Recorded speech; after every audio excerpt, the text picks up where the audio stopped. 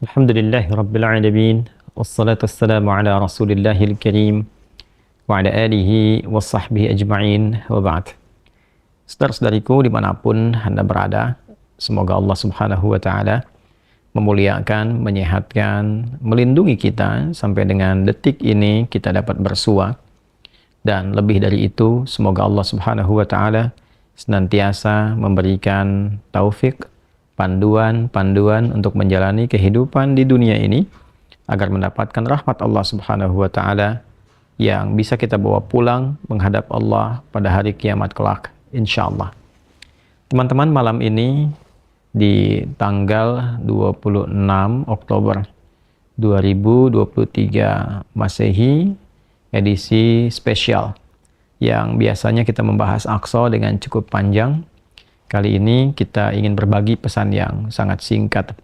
Yang dalam singkat ini kita ingin mengingatkan baik kepada diri saya pribadi dan kepada kita semua tentang satu bagian dari ayat Al-Quran yang kiranya penting kita renungi, yaitu Quran surah ke-81 At-Takwir di ayat ke-26.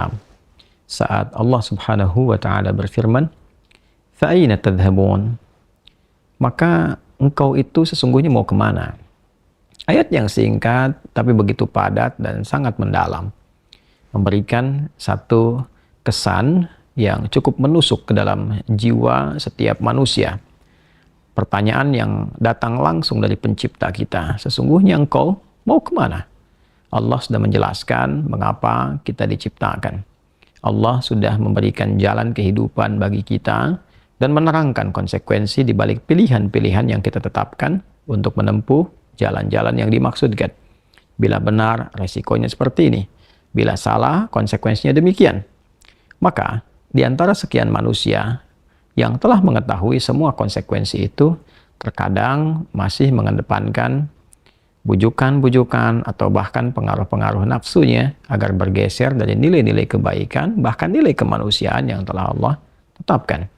Ketika Allah menyampaikan, tidaklah aku ciptakan jin dan manusia itu kecuali untuk menaati aku, untuk beribadah kepada aku. Jadi sifat menjalani kehidupan di muka bumi ini adalah dilandaskan pada kepatuhan kita kepada Allah Subhanahu wa Ta'ala. Kepatuhan itulah yang disebut dengan ibadah.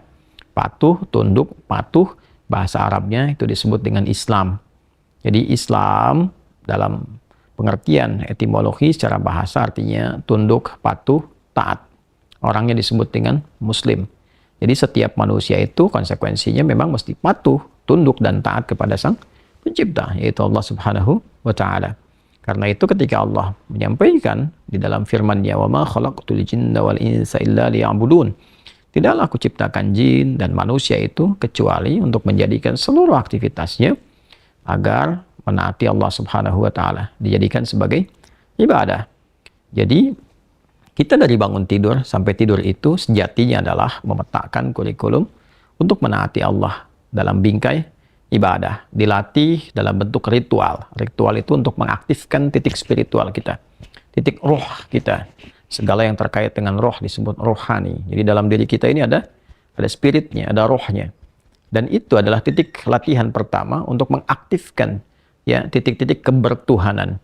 Jadi ketika Allah sampaikan, tidaklah aku ciptakan engkau kecuali untuk menaatiku. Nah, titik ketaatan itu ya disebut dengan titik ritualnya. Ibadahnya ibadah ritual, ya keadaannya keadaan spiritual, itu yang penting kita aktifkan dulu.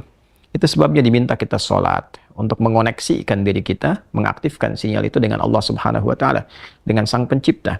Sehingga ketika terkoneksi, terbangun kesadaran dari dalam diri kita sebagai sebuah fitrah. Nanti kesadaran itu yang akan membimbing bagian dari sifat intelektual kita, titik intelektual, ya IQ itu, ya intellectual question. Kemudian nanti titik fisik kita, physical question.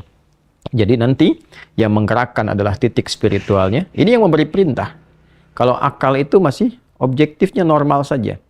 Kalau dia hanya mengkonstruksikan pikiran, mengolah data, ya, jadi informasi menjadi knowledge. Knowledge itu yang akan diteruskan kepada fisik untuk dieksekusi. Ya, bagaimana nanti lisan bicara? Seperti apa konstruksi bicaranya? Mengatur katanya bagaimana? Memilihnya seperti apa? Menjelaskannya bagaimana? Tapi perintah untuk melakukan itu sumbernya dari sini.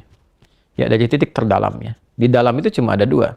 Ada jiwa takwa, ada jiwa fujur. Fa'alhamaha fujuraha wa taqwaha. Maka di dalam diri manusia itu, di titik paling dalamnya itu, ada nilai kebaikan, disebut dengan takwa, karakter moral kebaikan. Ada yang buruk disebut dengan fujur. Nama lainnya disebut dengan nafsu. Karena dari fujur keluar su, melewati nafas. Nafas ketemu su, jadi nafsu. Quran surah ke-12 ayat 53. Wa ma ubarni'un nafsi innan nafsa la'ammaratum bisu illa ma rahima rabbi. Maka semua tindakan kita, menatap, mendengar, berbicara, bertutur, sampai dengan berjalan, ujung kepala sampai ujung kaki, yang kita jadikan sebagai bagian dari perangkat beraktivitas itu, semua tatanannya, perintahnya kalau tidak dari takwa, adalah dari fujur. Kalau bukan dari sifat baik, sifat buruk yang bersumber dari nafsunya. Maka semua kegiatan yang kita desain dalam setiap hari itu, kita tata. Dan Allah tanya, baik, engkau untuk apa bekerja? Ya Allah, saya ingin mencari rezeki. Baik, bagus. Untuk dapat uang. Setelah dapat uang mau kemana? Pengen kaya. Setelah kaya mau ngapain? Beli ini, beli itu. Setelah itu mau ngapain? Ditanya terus sampai ujungnya. Fa'aina tadhhabun. Sampai ke titik puncaknya.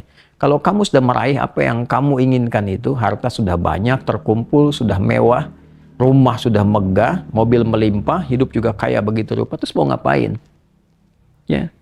Maka orang-orang yang bingung pada akhirnya, dia mencari-cari ketenangan. Akhirnya balik lagi. Sudah kaya segala rupa, cuma cari ketenangan, akhirnya balik lagi ke desa, nyewa gubuk, nanam kangkung, nanam cabai. Terus kalau memang dengan seperti itu bisa bahagia, kenapa selama ini kerja keras mendapatkan sesuatu yang dikumpulkan? Balik ditanya. Kamu kedudukan pengen jadi apa? Terus. Yang di militer pengen dapat bintang. 1, 2, 3, 4. Kalau perlu, jenderal besar. Bintang 5.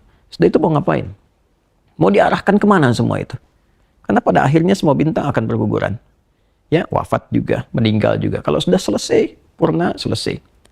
Demikian yang punya ilmu, punya jabatan, macam-macam. Mau diapain? Ya, ketika semua titik itu mencapai pada titik jenuhnya, di akhir itu akan balik kan.